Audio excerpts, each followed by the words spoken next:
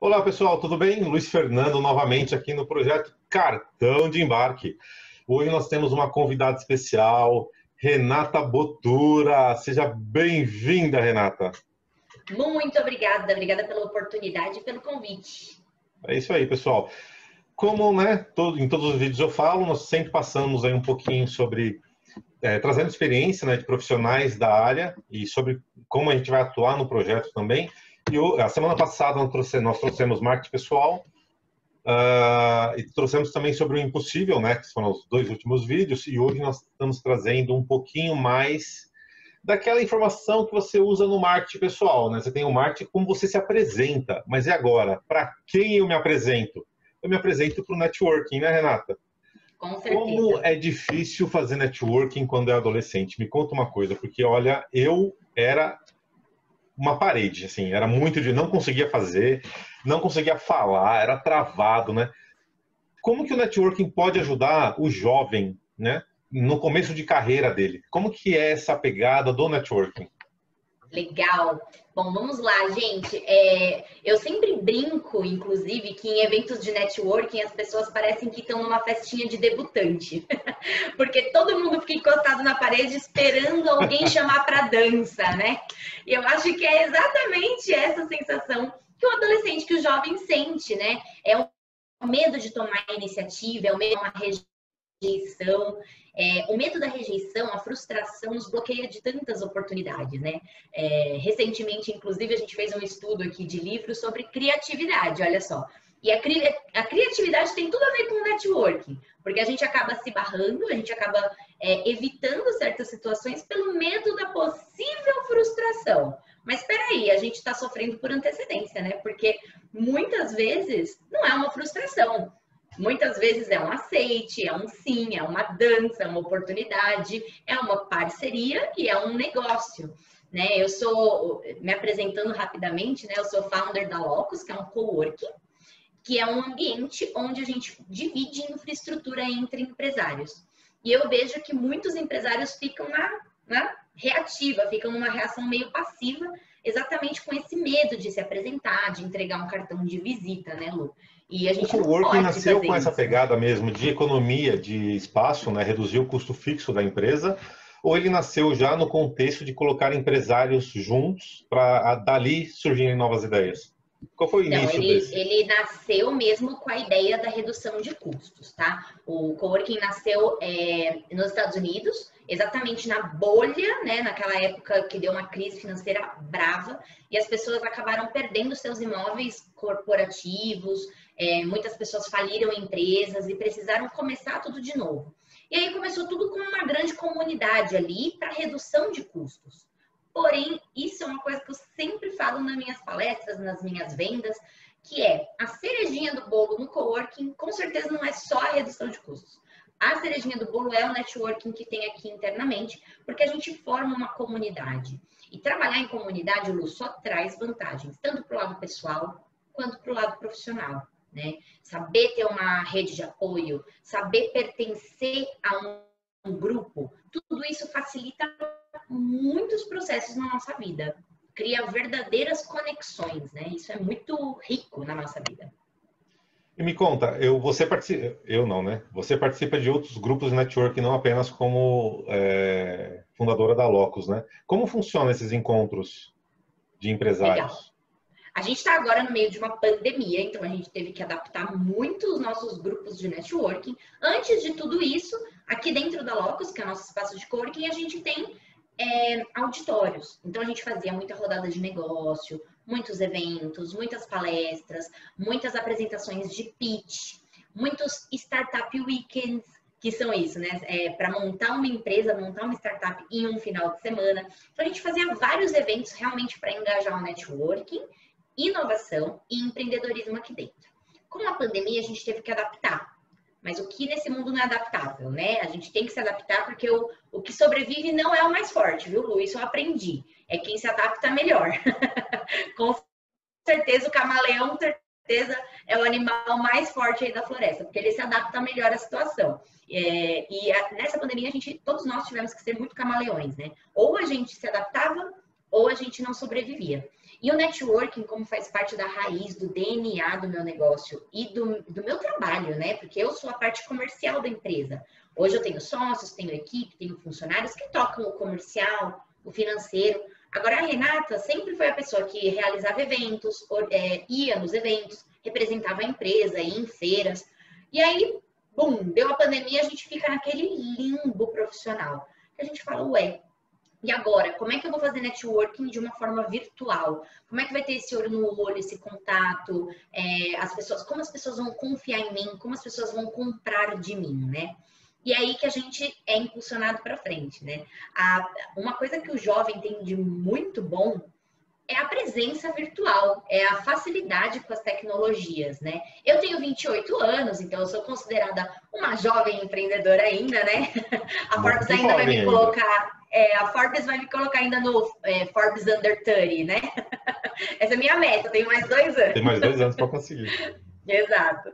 E é legal porque, assim, o jovem, ele tem a facilidade da tecnologia, mas muitas vezes o jovem tem a dificuldade na apresentação, no marketing pessoal, como já foi assunto aqui, né? Mas o jovem, ele se trava muito. Às vezes ele consegue mostrar um lado pessoal, mas ele fala, mas vender não é comigo. Eu ouço muito isso em entrevista de emprego, quando a gente vai contratar colaborador, fala, que legal, eu quero uma oportunidade, mas vender não é comigo. Mas gente, uma venda nada mais é do que uma comunicação correta. Com a tecnologia que a gente tem hoje, né, o networking, a venda, a comunicação se tornou muito mais fácil. A gente está muito sem fronteiras. As possibilidades se tornaram exponenciais, porque a gente consegue se comunicar com pessoas de outros países, de outras regiões. A gente consegue alcançar públicos através das hashtags, de direcionamento de mídia paga. É muito incrível, mas o algoritmo, ele está a nosso favor, né? E o networking a gente tem que adaptar a esse mundo. Então, você me perguntou, como que funcionam esses grupos que eu participo?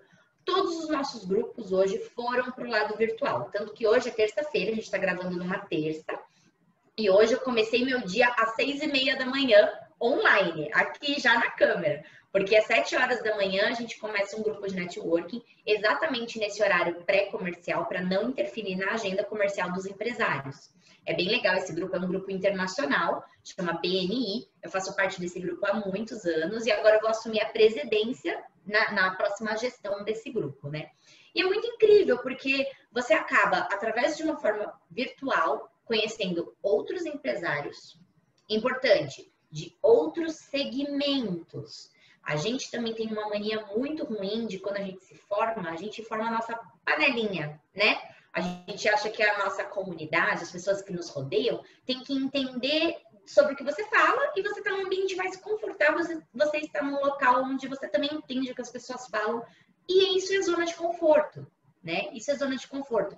Eu gosto de dar o exemplo dos advogados, porque advogado tem uma coisa muito grande de eu só ando com advogado, eu só ando com OAB, os meus parceiros advogados, meus colegas advogados, né? Isso é um hábito ruim, na verdade, mas que forma uma comunidade de alguma maneira, a comunidade é formada.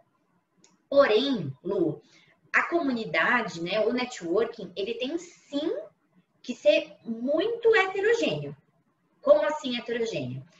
Eu trabalho com comercial, com público de coworking e com empresários.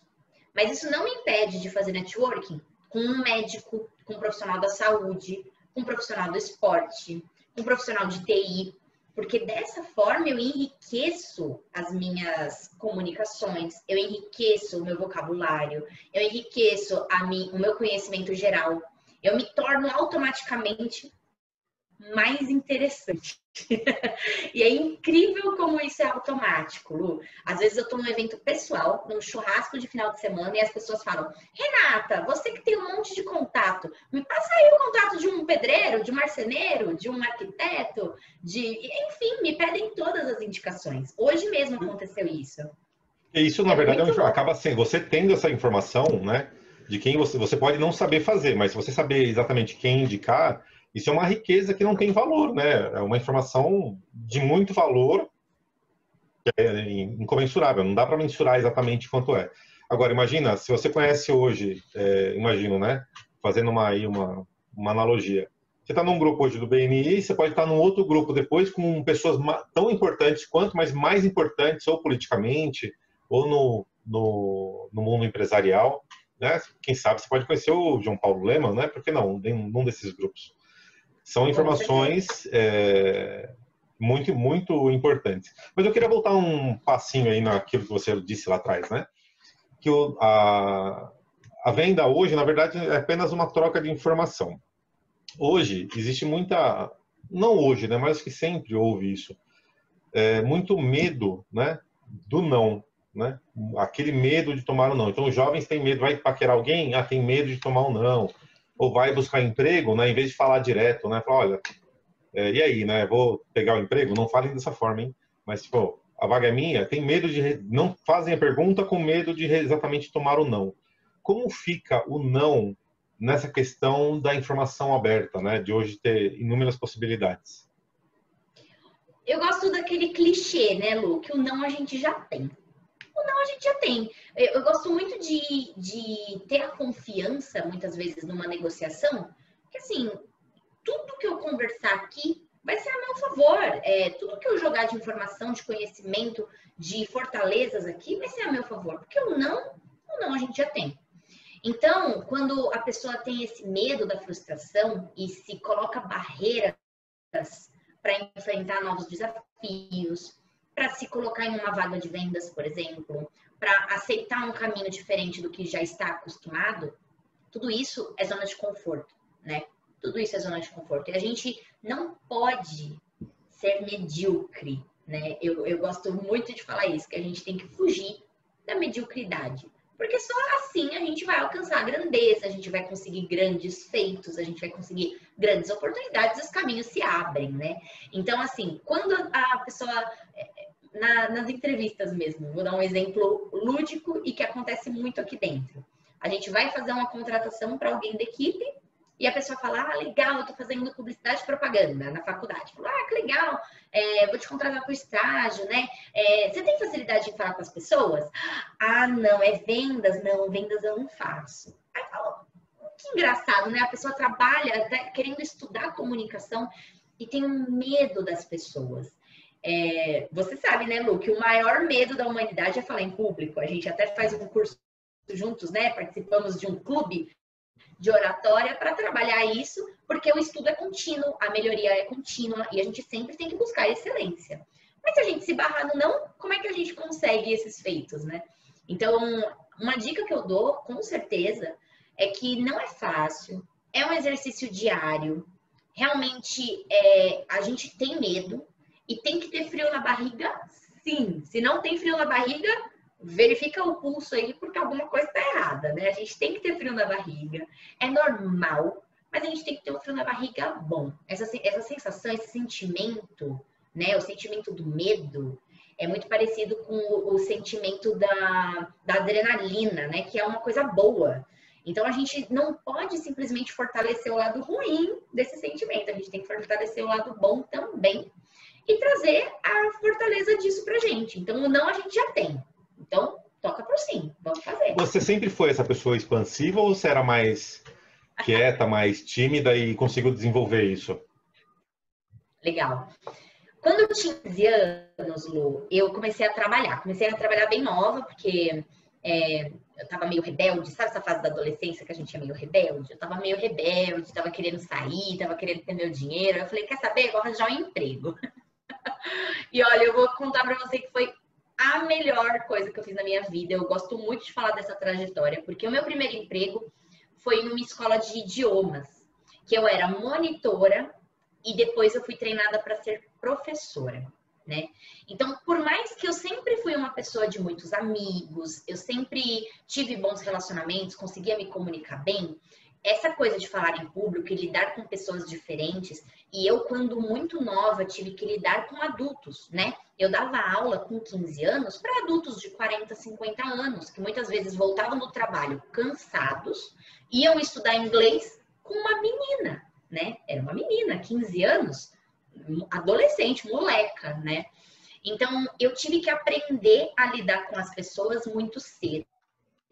E eu acho que ensinar é um dom que quem puder, né, eu aconselho sempre para todo mundo, a melhor forma de aprender é ensinando, porque aí você acaba se treinando a falar, como que eu sei disso? Ah, é assim que eu sei disso, então eu tenho que repassar isso para os outros. Opa, ali é um adulto, ali é um adolescente, a minha linguagem tem que ser para os dois. Opa, aquele aluno gosta quando eu escrevo na lousa, aquele outro aluno gosta quando eu coloco uma mídia para ouvir. Então a gente aprende tanta coisa, eu passei por tantos treinamentos, né, para entender formas de dar aula, de lecionar, para entender os tipos de pessoa e tipos de aluno que tem dentro de uma sala de aula. E foi assim que eu comecei a adquirir minha bagagem, né? Depois disso, eu fui para a área de vendas, né? Eu estudei marketing, eu sou formada em marketing. Então, eu fui total para a área business, de negócios e vendas. Já vendi sistema de TI, já vendi tubos em indústria, já trabalhei com tubo de aço carbono, então tive que aprender sobre pesagem e tudo mais. Então, já trabalhei com indústria, já trabalhei com software e hoje trabalho com serviços, que é uma coisa um pouco mais humanizada, né? Eu lido muito com o empresário, com o empreendedor, e é muito gostoso, porque a gente está lidando com sonhos também. Mas eu sou muito grata porque no meu caminho, dar aula apareceu logo lá no começo. E isso com certeza me ajudou muito a desenvolver a comunicação. Você está ouvindo o som de fundo? Não. Não? É o carro do ovo está passando na minha rua. Né? Você 30 ovos, 10 reais? 30 ovos, 10 reais. Aproveita. Essa é uma característica, tudo bem, tirando a questão da necessidade e tudo mais, né, que está envolvido nas pessoas que fazem esse tipo de atividade. É uma forma plausível, né, de conseguir falar ao público, porque assim, quando você sai do palco, né, onde as pessoas estão na sua frente, e você vai entrar na frente da tela, né, então, só para você saber aí, antes da gente começar aqui, a gente estava falando exatamente sobre isso, né, olhar para a câmera, olhar para a pessoa, né? O que você tem que fazer para a pessoa também se sentir querida, né? De certa forma, a pessoa está falando para mim, né? Você olha para a câmera, na verdade, você tá todo mundo com a mesma sensação. Quando você tenta vender algo, né? Ou fazer uma palestra assim que ninguém te olha, né? Basicamente, pouquíssimas pessoas que olham. Como fazer para tentar evitar o bloqueio de falar, caramba, eu estou falando sozinho aqui, ninguém está prestando atenção no que eu estou fazendo. Há alguma técnica para isso? Olha, eu acredito que assim, cada pessoa tem uma forma de lidar e driblar esses percalços, né?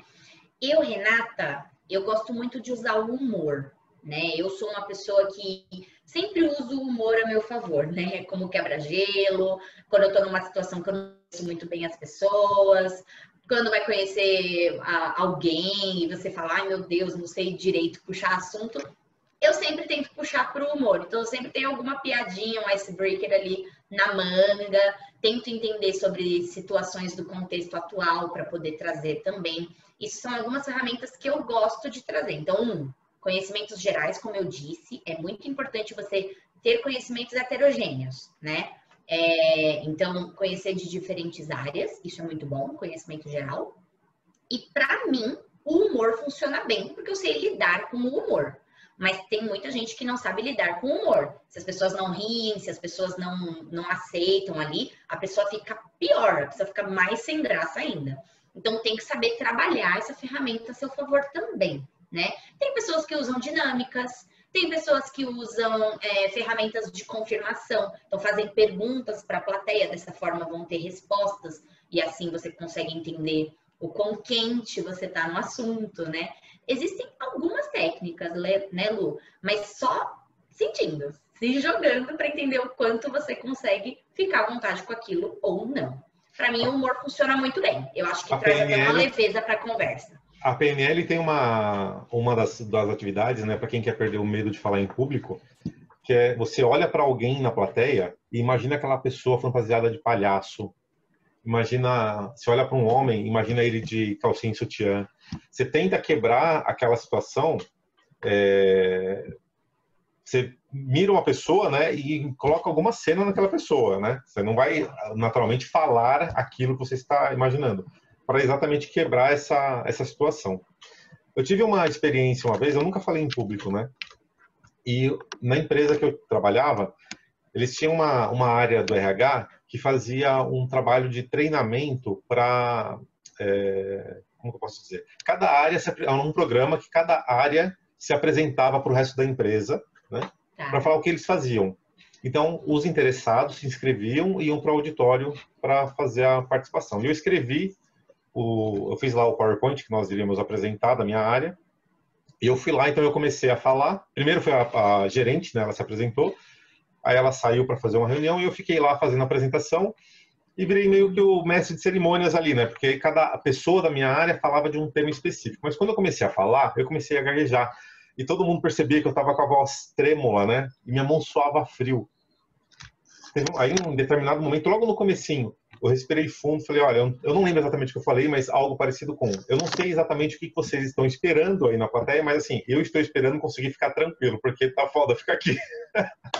Naquele momento que todo mundo riu, acho que deu um alívio e eu consegui falar, diminuiu bastante a tensão, né? Mas ter alguma coisa debaixo da manga ali, né? É interessante para você conseguir se soltar e Não, total. O seguir. legal é que aí você criou uma conexão com o público, na verdade, né? Você colocou a sua vulnerabilidade pública, né? Você falou, olha, não tá fácil para mim, vocês me ajudam, né? Isso é uma ferramenta, querendo ou não, isso é uma ferramenta usada para criar empatia, para ter um rapport, para as pessoas te humanizarem, né? Você não é um palestrante, você é uma pessoa que está ali passando por uma situação que não é fácil. Então, quando a gente humaniza, quando a gente, né, tira essa sensação de palco, de, nossa, só uma pessoa muito gabaritada tá ali em cima falando. Não, todos nós podemos estar ali em cima falando, né? A gente precisa só se preparar para isso. E aí você acabou utilizando isso a seu favor. Isso é incrível, né? Essa ferramenta que você me disse sobre olhar para alguém e imaginar, eu nunca usei, mas eu devo assumir que quando na plateia tem alguém muito próximo a mim, eu não consigo ficar olhando para essa pessoa. Eu prefiro olhar para desconhecidos do que para uma pessoa muito conhecida. Eu acho que eu fico mais tensa em querer impressionar ou querer ver a reação dessa pessoa que a gente já conhece do que de uma pessoa que eu não conheço, né? E tem pessoas que é o contrário, que falam assim, não, você vai estar na plateia, então eu vou olhar para você toda hora, tá bom? Então, realmente é uma coisa de cada um tem a sua ferramenta, a sua forma de lidar com isso, né? A gente tem que testar e descobrir. Trazendo isso um pouco agora de volta para o networking, né? Então a gente falou sobre o ato de falar em público, né? Trazendo isso pro um a um ali. Como que essas atividades elas conseguem auxiliar a pessoa ao obter um negócio, ou ao conseguir um favor, ou a entender exatamente o que a outra pessoa faz, né? Para saber se tem conexão entre as atividades. Tá. Uma coisa que eu gosto muito de fazer é, primeiro, ouvir a outra pessoa, né? Isso, inclusive, faz parte do meu treinamento de vendas para minha equipe aqui dentro da Locus, né? Eu sempre falo para as meninas aqui, que a maioria do meu time é mulher, né? Por isso que eu falo meninas. Mas eu sempre falo para o time o seguinte, deixa o cliente falar, né? E isso eu sinto porque as pessoas gostam de falar, as pessoas gostam de mostrar, né, os problemas delas, muitas vezes desabafar, ainda mais a gente que lida com empreendedores, as pessoas estão falando dos sonhos delas, né? A empresa é o sonho, é o ganha-pão, é o que brilha o olhinho. Então, deixe a pessoa falar. No 1 a 1, né, sem ser em público, quando a gente não tá com o discurso ali, o ideal é primeiro ter a escutativa. Isso é muito importante. É saber fazer as perguntas corretas para conduzir a situação para onde você quer. Então, primeiro pergunte. Primeiro tenha a resposta e pergunte de novo, né? Eu li um livro recentemente, chama Pergunte Mais, inclusive. E ele lança um desafio que é tente ter uma conversa de 30 minutos sem falar a palavra eu. Luiz do céu, é difícil? É muito difícil, mas é uma ferramenta muito legal para venda, né? Para essa empatia, para essa relação, para essa conexão. Porque a partir do momento que você não fala, porque eu faço isso, não, porque eu. Opa, você está totalmente entregue para o que a pessoa está te falando, né? Então a primeira coisa, inclusive isso é muito bom, porque te deixa num lugar mais tranquilo também para vender, é perguntar. Me conta um pouco do seu negócio. Me conta como eu posso te ajudar. Quem são os seus clientes ideais? o que você está procurando e como a sua dor pode ser resolvida pelo meu produto, mas como que você sonha ter esse serviço na sua mão, como que você sonha a sua empresa daqui a alguns anos. Com isso, com essas informações, eu entendi o que o cliente quer. E mesmo que eu não consiga oferecer, o que eu vier falar depois, aí já é comigo, né? Aí já vai depender do que eu tenho na mão, do quanto eu posso negociar, porque eu já perguntei e já tenho uma ideia do quanto ele quer gastar, de como ele quer fazer esse contrato. Então, o networking ou a venda, né? Ela tem muito que ser uma via de duas mãos. Duas mãos. Primeiro pergunte, primeiro ouça e depois fale, né?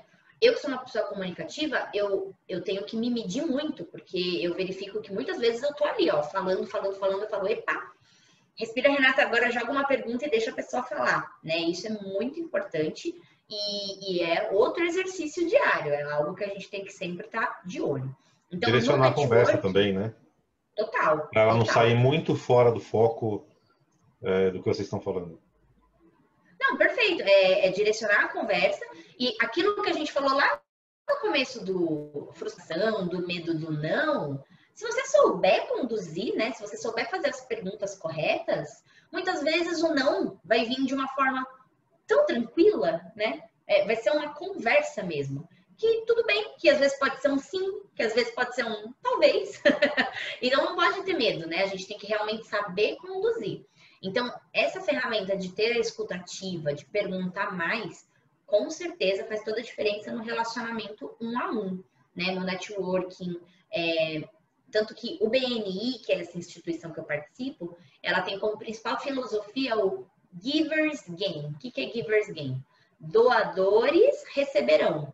Então, o que isso quer dizer? Poxa, eu estou doando o meu tempo, estou doando a minha disposição, a minha vontade de querer te ajudar. E dessa forma, eu criarei uma dívida de gratidão que você vai me pagar em alguma hora. Eu aplico isso em vários grupos de networking que eu participo, não só no BNI. Eu participo de grupos de mulheres empreendedoras, que inclusive foi assim que eu te conheci, né, Lu? Em grupos de empreendedorismo feminino. Participo do ABC Valley, que é um ecossistema de inovação aqui da região do ABC, onde a maioria das startups estão presentes. Eu participo do Instituto de Tecnologia de São Caetano do Sul, que é aqui da cidade de São Caetano. Então, dentro de todos esses ecossistemas e grupos, eu tento sempre aplicar isso. Escuta ativa, primeiro ouça e depois retribui. Porque você conseguindo conduzir a conversa, tudo fica mais fácil, tudo fica mais fluido, né? E aí a coisa acontece de forma natural, né? Não é uma venda forçada, você não é visto como um caçador em um evento. Porque, ó, vamos combinar, hein? Tem muita rodada de negócio que só tem gente querendo vender a qualquer custo, distribuir cartão. E aí você fala, mas, né? A pessoa nem se interessou em saber nem meu nome, nem meu negócio, se eu realmente preciso daquilo, se é realmente a melhor opção eu contratar aquele serviço. Ela simplesmente foi lá para vender.